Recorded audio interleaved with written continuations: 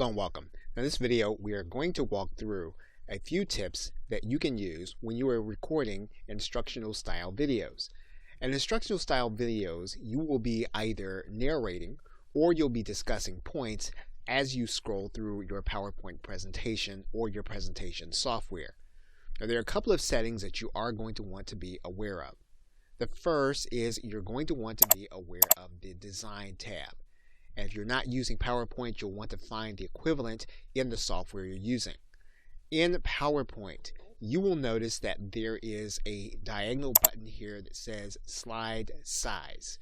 You will want to make sure that you are using the widescreen size, mainly because this is how most videos are going to fit well on the screen. Now the other thing that you're noticing that is invisible to the recording of this video is that the monitor being used to record this video is 1920 by 1080, which matches the widescreen size.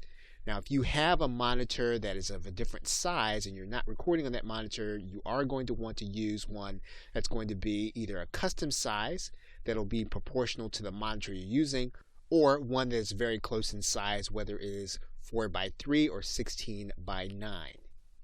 Now another thing that you're going to want to be aware of is the transitions screen. And transitions are going to be seen as you move from slide to slide, not within the slide, but between the slides. Now you will typically want to have no transitions, mainly because this can be distracting for the individual and you want them to be focused on the information while you narrate. The next tab over is Animations. Now, when you have animations, what you're going to want to do is you are going to want to scroll through your points one at a time. So what we're going to do is we're going to place our cursor inside of this slide. And what you'll notice is that when we set our animations, we need to place our cursor next to one of the lines, and then we'll need to decide what our animation is. For example, we can use any of these animations. In general, you want to try to keep your animation as unobtrusive as possible. So you don't want to have something that's going to be a distraction. Now in this case, what we're going to do is we're going to use the float in animation. And you'll notice that these points float in one at a time. Now it's quite possible that you may not want your points to float in all together in one section. So for example, you'll notice that with line 1, you'll notice that there is a number 1. So this means that this will come one at a time. You'll notice that the number 2, though, coincides with both this point and 3 subpoints with it. And so how does that appear on screen? In order to illustrate that, we can just go to the slideshow, go to from the current slide, and we can see that all of these points go with the subpoints. And that may not be the way you want to do it. You may want to have it so that each subpoint comes one after the other. So if that's the case, we're going to hit the escape button. And what we're going to do is to go back to the animations.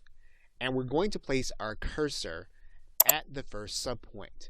And when we do that, what you're going to notice is that we're going to go over to this Start tab, and we're going to use the tab that says On Click. When we click that, here's what you're going to notice. You're going to notice that the numbers have changed from 2, 2, 2, 2 to 2, 3, 4, 5, and then 6. And that means then that 3 will come after 2 and they'll all come one at a time. So, for example, if we go back to the slideshow, and we click the current slide, and we tab through, what we're going to notice now is that our points come one at a time. So to go back to the screen now, we're going to hit the escape button to go back to the slide. Now, it's quite possible also that we may want to use notes with our presentation. And if that's the case, we can go to the view screen. We can then go to this view that says Notes page. What you're going to notice is that there are 2 parts of our presentation now, and we can write in our notes for this slide. So if we want to narrate the slide or we want to be aware of something while we are talking through the points, we can write notes in this area. This can be especially handy if we are using this as a handout or if we are using this in a presentation. And in the next video, we'll show you how notes written on this slide can help you when you're doing an actual presentation. So to that end, we're going to write in some text here. And so in the next video, we'll explore this, where we've gone to this slide for Amazon Video Direct royalties, and we've written in the text, paid monthly, 90 days and 55%. And you'll see now how this will help us when we are creating instructional style videos and we're recording. Okay, so with that, thanks, and I will see you in another video.